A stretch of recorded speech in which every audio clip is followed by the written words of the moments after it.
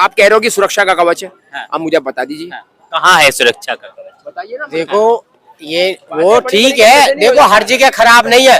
आप मेट्रो में चले जाओ, क्या वहाँ मशीन खराब पड़ी है? हाँ। आप संसद के अंदर चले जाओ, क्या वहाँ मशीन खराब पड़ी है? मतलब क्या लाल किले चले जाओ, ऐसे मीडिया वाले ऐसी बात सटीक बात का जवाब होना चाहिए। मैंने करंटली बात करी है, मैंने पॉइंट टू पॉइंट बात करी है, मैंने कोई इधर उधर की घुमा के बात नहीं करी है। ये सबसे बड़ी चूक पता क्या है? देखिए कि जब इतना बड़ा एक्सीडेंट हो गया, उसके बाद में एक दिन पहले खबर आती है कि व्यापार मेला खोला जाएगा 14 तारीख से। हाँ। और ITPO हेडक्वार्टर ये सूचना देता है अखबार के अंदर कि भाई चाक चौबंद, कहीं कोई दिक्कत नहीं होगी, और उसके बाद भी फिर ये चूक देखी जाती है, तो इसको क्या कहेंगे आप? अगर वहाँ कोई बात हो जाए तो उसका कौन जिम्मेदार होगा? आप मुझे बताइए ना। ये बात इनकी जायज है, लेकिन मशीन जो है उसको सही होने में टाइम लगता है। ठीक है, अभी 3-4 दिन दिल्ली बंद रही थी ना, तो आज खुली है, और रिपेयरिंग होने में उसका खर्चा। उनका कहना ये है कि जब दिल्ली में रेड अलर्ट जारी है तो कहीं ना कहीं सुरक्षा और कड़ी हो जानी चाहिए। वो तो दिल्ली में ही है ना, और कोई बहुत दूर नहीं है। ऐसे कितने किलोमीटर दूर है, आप मुझे बता दीजिए। कितनी बड़ा ये चूक का मामला है, और ये सामने दिखाई दे रहा है, और फिर उसके बाद भी आप आंखें मूंद लो तो फिर क्या कहोगे आप? तो ऐसे नहीं होता कि आप आंख बंद करके पानी पी लोगे, पानी देख करके ही पिया जाता है। कांग्रेस के राज्य में नहीं हुआ करती थी सारी। देखिए सर, कांग्रेस के राज में इससे बड़े मेरी बात सुन लीजिए। एक चीज पे बात नहीं की जाती। कांग्रेस सरकार बता रहे हैं, वो बता रहे, उसके बाद आप जवाब दीजिएगा। मैंने ये कहा बात पार्टी की नहीं हो रही है, मैंने कांग्रेस का तो मैंने कोई जिक्र ही नहीं करा। मैंने सवाल करा सुरक्षा कवच का, जिसके ऊपर एक हफ्ते से चर्चा चल रही है कि भाई अब चाक चौबंद रहेंगे और हर जगह पुलिस का पहरा रहेगा और सख्ताई रहेगी। ठीक है कि नहीं? और आप अभी छोटा सा उदाहरण दे रहा हूं मैं आपको, आप जो ये बातें कर रहे हो बड़ी बड़ी, अभी आप जाकर के वहां खड़े होकर के देख लीजिए, जहां एक्सीडेंट हुआ है, ठीक है, वहीं से ठिये लगने शुरू हो गए, सब कुछ लगना शुरू हो गया। कहाँ है कोई कुछ? आप मुझे बता दीजिए। तो आप ये बड़ी बड़ी बातें करने से कुछ नहीं होता, जो सामने दिखता है उसी को बोला जाता है, बस। मैं इसके आगे और कुछ नहीं कहूँगा। क्या कहेंगे दिल्ली की सुरक्षा के बारे में? सुरक्षा मामले में ये कहूँगा एक चूक जरूर है, बट जो रिपोर्ट्स मैंने देखी हैं, मैंने कई सारे चैनल्स पे, डिटेल चैनल्स जो प्लेटफॉर्म है यूट्यूब मैंने उसमें कई सारी रिपोर्ट्स देखी हैं, उसमें जहाँ तक मुझे जो मैंने देखा है उसमें मुझे ये लगता है कि ये चूक बहुत बड़ी हो सकती थी, मतलब बहुत बड़ा ब्लास्ट हो सकता था, और कई सारे इसमें जो संदिग्ध आदमी हैं, लोग, व्यक्ति हैं, वो पकड़े गए हैं, क्योंकि इसके लिए ऑपरेशन 1-2 दिन पहले से चल रहा था। अब ये नहीं पता जो पकड़ा, जो सुसाइड बॉम्बर था यहाँ पे, वो भाग रहा था, क्या कर रहा था, ये नहीं पता। अब ये सरकार की जब रिपोर्ट आएगी, अभी प्रिलिमिनरी रिपोर्ट के अकॉर्डिंग तो यही है कि बहुत बड़ा एक प्लान हो रहा था, जो कि उसको रोक लिया गया है 6 दिसंबर तक।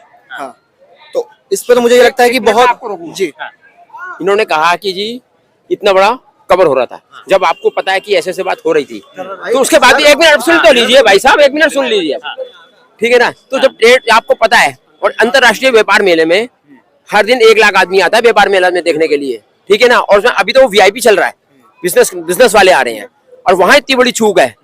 अगर कोई बातचीत वहां हो जाए तो आप उसको क्या कहेंगे? फिर उसके पीछे क्या जवाब है?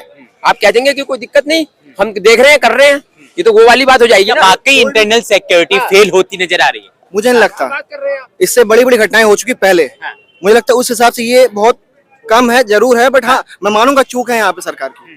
कहीं ना कहीं यहाँ पे चौक चौबंद होना चाहिए था, पुलिस की देख रेख होनी चाहिए, सब कुछ होना चाहिए था। मुझे लगता है चूक है, बट जिस लेवल पे होती थी पहले, उस लेवल से बहुत एक मिनिमम लेवल पे है ये। मैं ये कहूंगा कि सरकार पहले के मामले की सरकार यहाँ पे थोड़ी सही है इन सब सिक्योरिटी के मामले में, मेरा ये मानना है।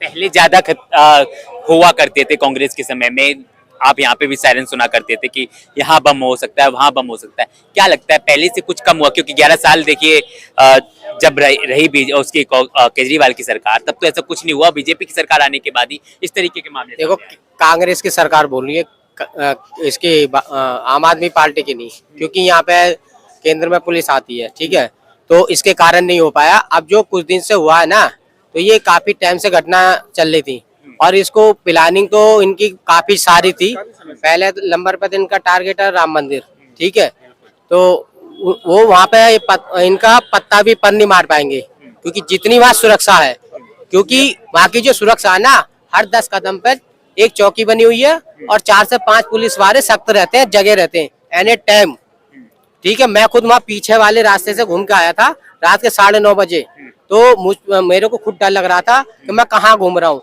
पूरा पीछे से यहाँ घूम के आया था।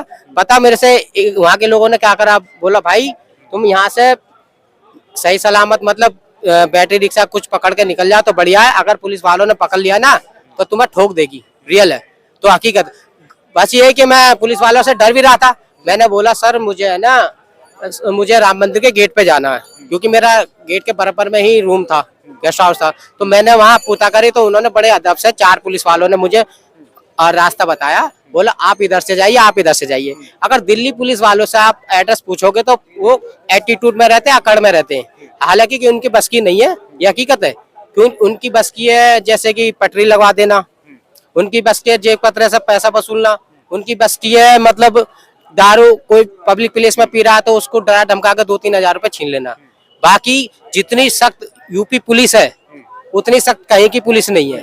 लेकिन जो लोग कहते थे कि अपराध का कोई मजहब नहीं होता, धर्म नहीं होता, और आज देखिए अपराध में सबसे पहले जो है मुस्लिम। अभी की बात नहीं कर रहा हूँ, आज जितना मुझे जो पता है, जब ये घटनाएं हुई है हमेशा इस कम्युनिटी का ही नाम आया है। मेरा ये मानना, और मुझे दिखता, मैं नहीं कह रहा हूँ, आप पूछ लीजिए, मुझे लगता है किसी का क्रिश्चियन का नाम आया होगा, किसी सिख का नाम आया होगा किसी चीज में। 1993 हमेशा से नाम आया था, दाऊद का आया था, और जो 5 अभी छूट के आए वो आए उनका नाम आया था पहली चीज। उसके बाद 2002 में किसका नाम आया था? अफजल का, और साथ में उनके वो थे। और उसके बाद भाई पाकिस्तान के भी थे, अब उनका क्या पूरा डेटा लेके घूम रहा हूँ मैं। तो उसके बाद 2008 में जो हमला हुआ था, कसाब कलावा बांध के आया था, लेकिन था पाकिस्तान का। तो कौन कमेटी थी? कोई आरएसएस से था, कोई सिख था, कोई दूसरे धर्म से तो था नहीं। और अभी भी पुलवामा हमला हुआ, हमेशा क्यों वही और पहलगाम हमला हुआ, अब ये जितने भी धमाके हो रहे हैं अभी भी कश्मीर में हुआ है। फिर मैंने दोपहर देखा है, लेकिन अब उसे भी वो घुमा फिरा रहे हैं कि वहाँ की जो गवर्नमेंट है वो कह रही है कि ऐसा नहीं हुआ, जबकि कि वहाँ हुआ है। पुलिस वाले वहाँ सैंपल लेने गए थे, लेकिन वहाँ अब वो सैंपल के दौरान हुआ या कैसे हुआ, लेकिन हुआ है, कश्मीर में ही हुआ है। अब बताओ कि कौन कर रहा है? कोई सिख तो है नहीं, कोई दलित तो है नहीं, कोई जैन तो है नहीं, कोई बुद्ध तो है नहीं, कोई आरएसएस का तो है नहीं, कोई बजरंग दल से तो है नहीं, कोई हिंदू महासभा से तो है नहीं, कोई दूसरे धर्म के लोगों का नाम बता दो। तो इनका सही इलाज क्या है? सही इलाज क्या भाई? इनसे एक बार पूछ लो तुम चाहते क्या हो। तुम्हें इस देश में रहना है तो इन्हें रहने दो, शांति से रहो, नहीं तो इन्हें बांग्लादेश, पाकिस्तान, फिलिस्तीन भेज दो। मेरा तो सबका। अब सर मैं अभी बांग्लादेश फिलिस्तीन की बात कर रहा है मेरा भाई। मैं आपको एक बताना चाहता हूँ, देश के जो गद्दार है, जो गद्दार देश के अंदर पल रहे, पहले तो मैं भारत देश के अंदर कितने गद्दार पल रहे, आपको ये बम विस्फोट में पता लग रहा है कि